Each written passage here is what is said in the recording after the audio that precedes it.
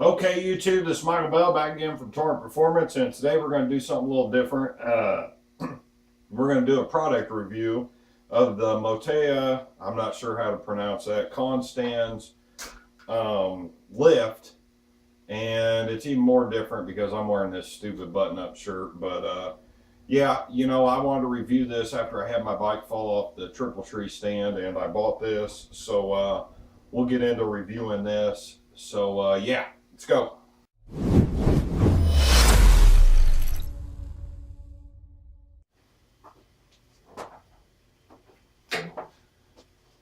Okay, YouTube, so what I wanted to go through was a couple different lift styles that I've used on my bikes before. And the reason I bought this lift was I actually had a bike, one of my bikes fall off of the triple tree stand lift on the front when I had the forks off and I was removing the exhaust, and it smashed the oil cooler, and I got real lucky. And after I did that, I thought, you know, there's got to be a better way or a better product.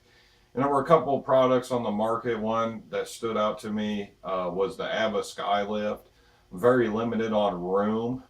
So I was looking at pictures of that, and that's a fairly large unit. And then I came across this Constands unit, and I wasn't real sure how everything worked on it. So I took a gamble on it. It's about half the, it's less than half the price of the ATV Skylift. But normally what I would use, let me grab these lifts here.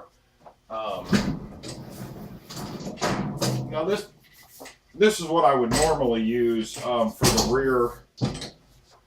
the rear swing arm on a couple of my Ducatis, and what it is it's a lift just like you were going to use on your spools, but this will actually go on the swing arm, and you can pick these up at Harbor Freight for about $25, and they work real well for the rear end.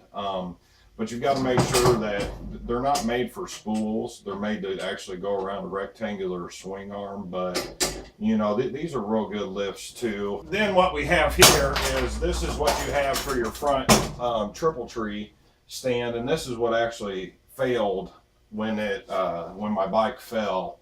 And I've used this 10, 15 times and never had any problems with it. But I installed a plastic floor in my garage, and it just slipped. So after I used it, I really didn't want to use it again.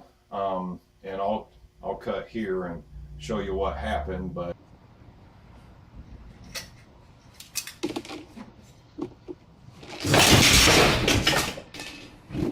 I knew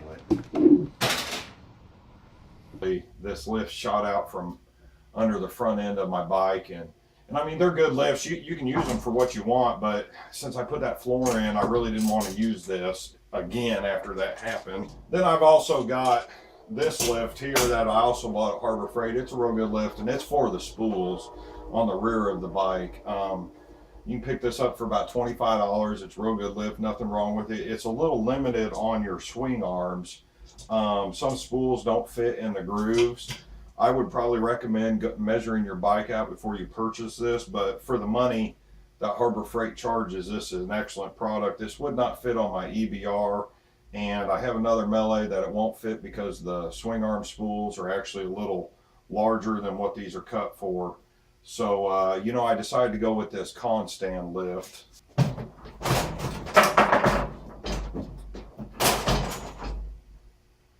we go.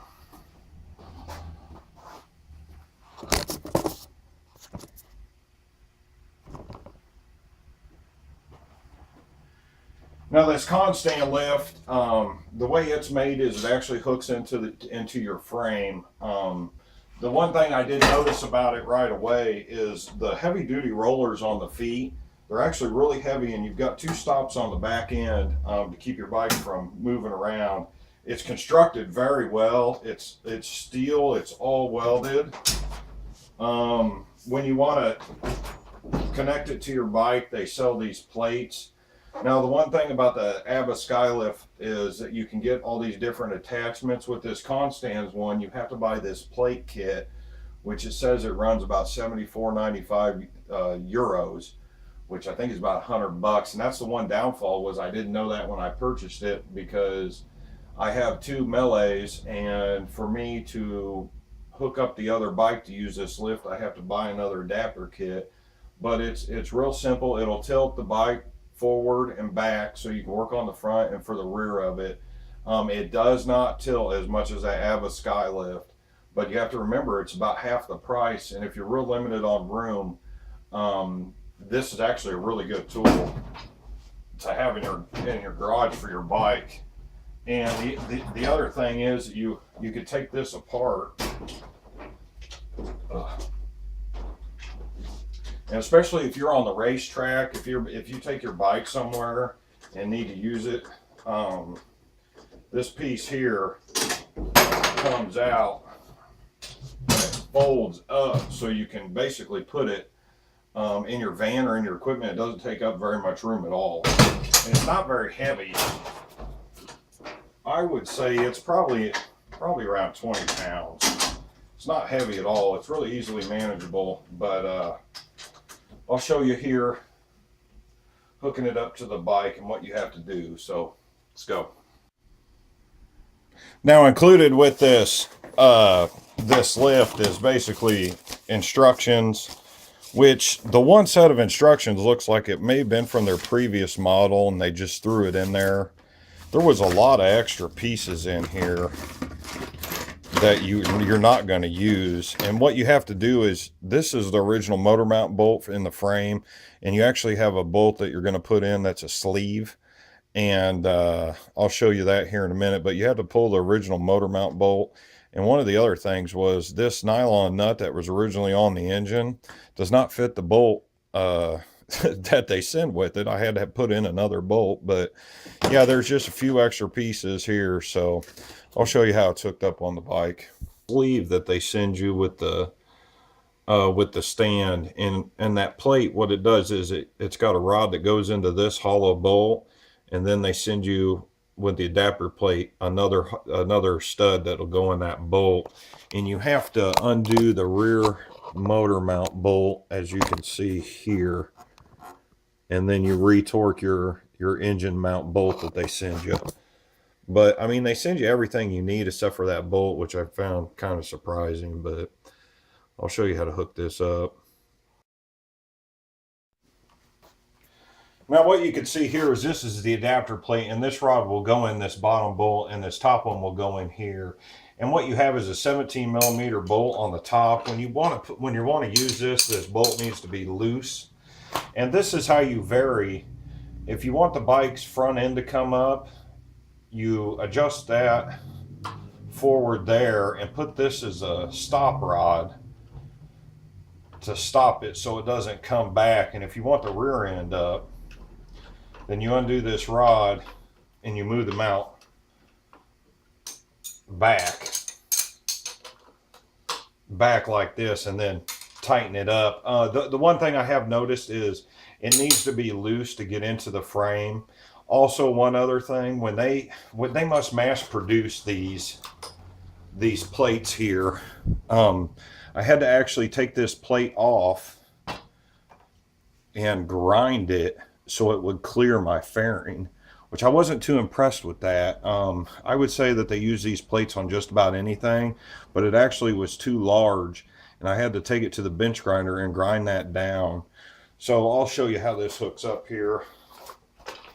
It's really easy to use.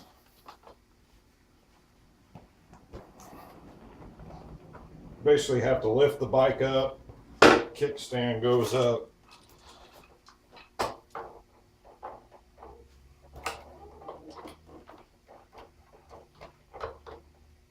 Sometimes I've had a few issues with hooking this up and getting this in there, but once it's in there,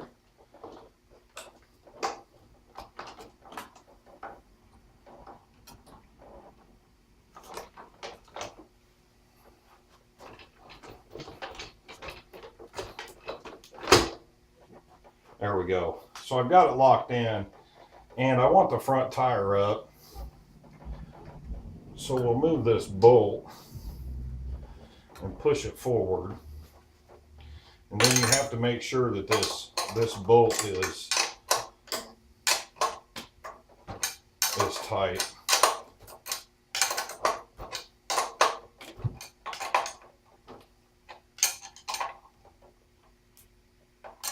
And once it's tight, it'll stand there. And like I said, you've got these two locks on the feet that you can lock in place, and it will not move.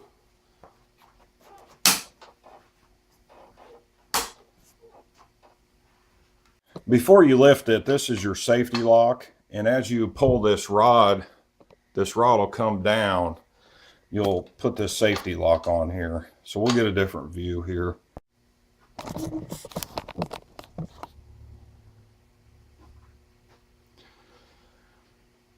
So basically, this is gonna take some force to do this. You kind of need to be a little strong to do this, but what you're gonna do is go ahead and set your safety lock on, and then take this rod. I actually will hold on to it, and you're going to jack it up. And if you heard those clicks, you can actually vary on where or how high that you want this bike up.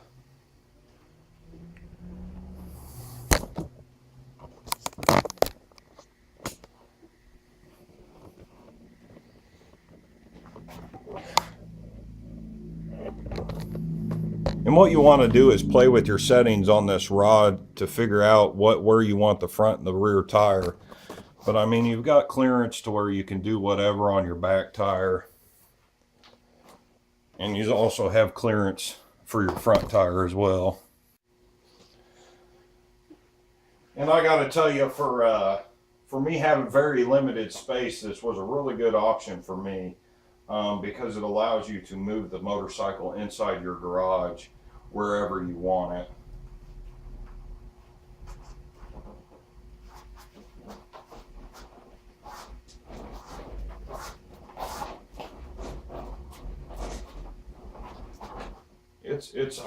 It's plenty sturdy.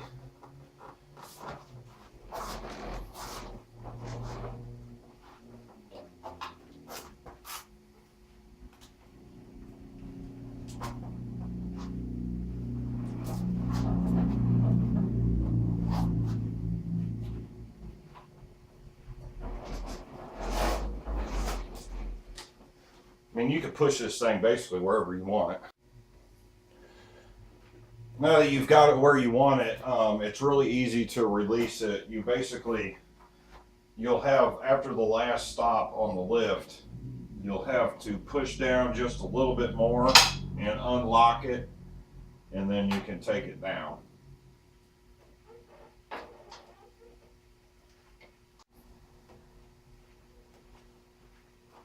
So if you're looking for a lift basically for your bike and you need something that you can move around in your garage for under $300, I think I paid $308 US for this. Well worth the purchase price. I would highly recommend it. I kind of wanted to go with the Additvies, but once I bought that, around $600-700 bucks, and then all the adapters, you're talking $900 to $1,000. This thing will work just fine. And then I'll just get an adapter plate for another bike. But if I was gonna, think about purchasing this, I probably would. So yeah, that's a product review, and I'm sweating. I'm not digging this shirt, and I've changed my outro a little bit. The Instagram isn't officially, forward yet. I'm working on my Instagram, but thanks for watching. Hope this helped you out. Any questions or comments, just leave them below, and I'll try to help you out, especially if you want to buy one. Later.